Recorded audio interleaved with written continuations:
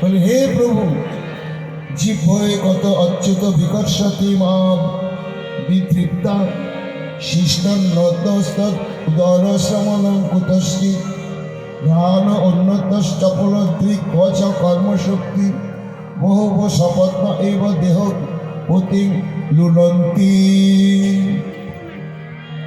হে ভগবান সিংহদেব, একটা মানুষের যদি 5টা কামুক স্ত্রী থাকে এবং এই স্ত্রী বলছে তুমি আমার ঘরে এসো, ওই স্ত্রী বলছে আমার ঘরে এসো, ওই স্ত্রী বলছে আমার ঘরে এসো, ওই স্ত্রী বলছে আমার ঘরে এসো, প্রভু সেই স্বামীটার দশা কেমন? আর সেই স্ত্রী লম্পট, স্ত্রীর অধীন, স্ত্রী সারাতে থাকতে পারবে না। এবার 5 জনে 5 দিকে টানছে, তার যে অবস্থা, হে প্রভু, আমরা সংসারী জীব, আমাদের ঠিক সেই অবস্থা। কেমন না, জীবই কত অচ্যুত বিকর্ষতি মা বিতৃপ্তা, জিহ্বা টানছে পৃথিবীতে যত দেশ বিদেশের যত রকম খাবার আছে, বেঁচে থাকতে থাকতে আমাকে খেয়ে দেখতে হবে, হ্যাঁ চীনের খাবারটা কেমন, রাশিয়ার খাবারটা কেমন, ব্যাঙ্গালোরের খাবারটা কেমন, হ্যাঁ কলকাতার খাবারটা কেমন। এইভাবে জিহ্বাটা টানছে। ভজন সাধন জপ দেন না, আগে ওটাই তৃপ্ত। তারপরে শিষ্ণ জনের ইন্দ্রিয় সম্ভোগের জন্য টানছে, উদর ভালো মন্দ খাওয়ার জন্য টানছে, আমার সঙ্গে চলে এসে। নাসিকা টানছে, আমার মনের মতো গন্ধ পাবে তুমি সেই দিকে এসো। কর্ণ টানছে, তার মনের মতো কথা, মনের মতো আলাপ, মনের মতো গান বাজনা শোভনের জন্য। 5টা তৃষ্ণা আমাদের, 5টা বস্তুর জন্য, 5টা রূপ, রস, গন্ধ, শব্দ এবং স্পর্শ। রূপের দর্শন তৃষ্ণা, তারপরে গন্ধের আঘ্রাণের তৃষ্ণা, জিহ্বা আস্বাদনের তৃষ্ণা, ত্বক ইন্দ্রিয়ের স্পর্শের তৃষ্ণা। এই 5টি তৃষ্ণা টানছে। তা এই আমরা একটা তৃষ্ণা নিবারণ উপায়টা হাতে নিয়ে নিত্য কবলিত হলাম, আর তোমরা 5টা তৃষ্ণাকে মেটাবার জন্য ছুটে এসেছো কোথায়? কালীর হ্রদে। কোথায় কালীর হ্রদ? সংসারটার নামই হচ্ছে কালীর হ্রদ। এখানে বিষ আছে, অমৃত নেই। রবি ঠাকুরও বললেন, হেতা নয়, হেতা নয় অন্য কোনো খানা। তাহলে আমাদের দৃষ্টান্ত তোমাদের এখনো বলছি, সাবধান হয়ে থাকো, এই ভুলটা করো না। সংসারকে অমৃত হ্রদ মনে করে তোমার জীবনের 5টা পিপাসাকে মেটাবার চেষ্টা করো না। কেন না, এই বিষয় তৃষ্ণাটা ভয়ঙ্কর। শাস্ত্র বলছে, বিশেষ্য বিষয়ানাঞ্চ দূরম অত্যন্ত মন্তরম উপভোক্ত বিষংহন্তি বিষয় স্মরণাদপি। বিষ আর বিষয়, এর মধ্যে ভয়ঙ্কর কে? বিষয়।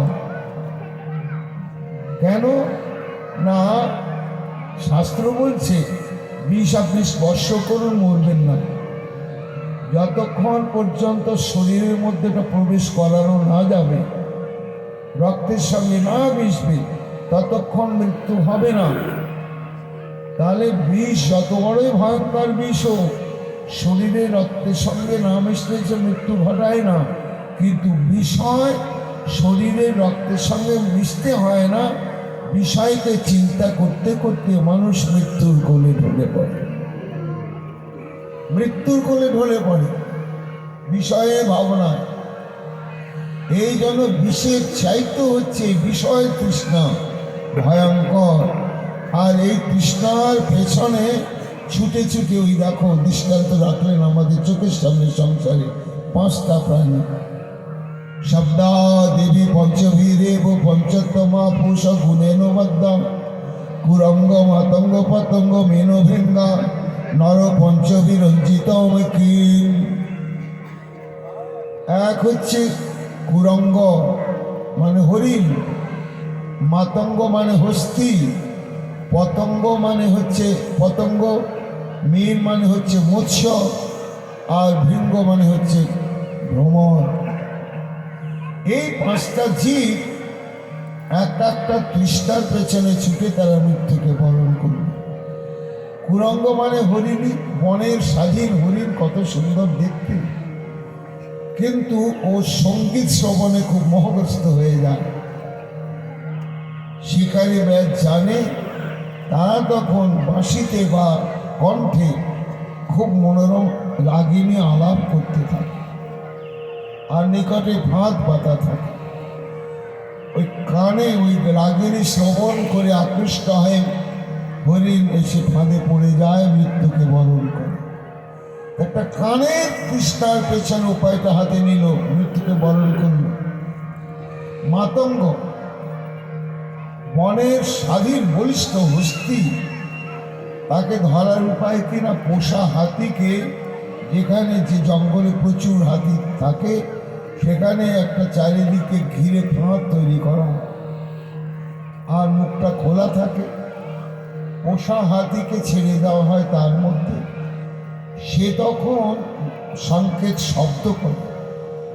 জঙ্গলি হাতিগণ কামন মত্ত হয়ে ওই পোষা হাতিটার সঙ্গ করবার জন্য তার কাছে চলে আসে। এসে তখন শুনে শুনে নিয়ে তার সঙ্গে নানা রকম ক্রিয়াকলাপ শুরু করে দেয়। তখন ফাঁদের দরজাটাকে আটকে দেয়। এইবার আর বেরোতে পারল না, পোষা হাতিটাকে সরিয়ে নিল। এইবার অত বড় বলবান সে বনের হাতিটা তাকে দীর্ঘদিন খেতে দেয়নি। না খেয়ে না খেয়ে না খেয়ে যখন একেবারে নিস্তেজ হয়ে পড়ে গেল, তখন একটু একটু করে খেতে দেয়, আর অঙ্কুশের ঘা দিয়ে দিয়ে তাকে পোষ নিয়ে মানুষ নিজের বশ করে ফেলে। একটা হাতি এই চর্মের স্পৃহা পূরণের জন্য মৃত্যুকে বরণ করে। পতঙ্গ অগ্নিকে দেখে মনে করে লোভনীয় খাদ্যবস্তু, যা পেয়ে পড়ে মৃত্যুকে বরণ করছে। এটা হচ্ছে নয়নের তৃষ্ণা। মীন সে বাঁকানো বংশীতে গাঁথা টোপ, তার গন্ধে আকৃষ্ট হয়, এসে গিলে ফেলে মৃত্যুকে বরণ করে। আর ভৃঙ্গ পদ্ম ফুলের মধু আস্বাদন করতে করতে মাতাল হয়ে মধ্যে থেকে যায়।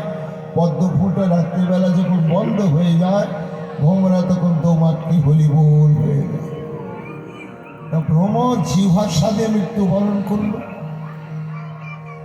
গন্ধের প্রলোভনে মৃত্যুকে বরণ করলো মৎস্য। আর পতঙ্গ দৃষ্টি প্রলোভনে গিয়ে তার মৃত্যুকে বরণ করল। হস্তি চর্ম সুখের আসক্তিতে মৃত্যুকে বরণ করল। আর শ্রবণের তৃষ্ণা নিবারণ করতে গিয়ে হরিণ। তাই পাঁচটা প্রাণী একটা একটা তৃষ্ণা মিটাতে গিয়ে মৃত্যুকে বরণ করলো।